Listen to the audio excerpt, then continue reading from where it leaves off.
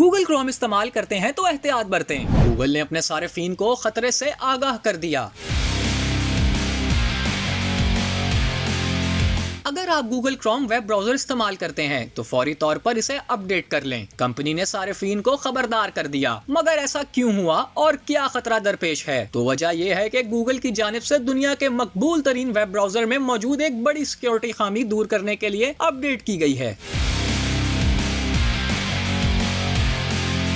दुनिया भर में इंटरनेट इस्तेमाल करने वाले 50 से 60% अफराद ब्राउजिंग के लिए गूगल क्रोम को तरजीह देते हैं, तो इसमें मौजूद सिक्योरिटी कमजोरी बहुत बड़ा खतरा साबित हो सकती है। विंडोज ऑपरेटिंग सिस्टम पर काम करने वाले कंप्यूटर्स में क्रोम ब्राउजर में ये सिक्योरिटी खामी सामने आई थी। कंपनी की जानिब से जारी बयान में बताया गया कि इसने सिक्योरिटी कमजोरी की रोकथाम के लिए अपडेट की है। गूगल ने बताया कि CVE नामी सिक्योरिटी बग से सारिफीन को खतरा लाहक है। कुछ दिन कबल ऑनलाइन सिक्योरिटी कंपनी कैस्परस्की के माहिरीन ने इस खामी का इंकशाफ किया था।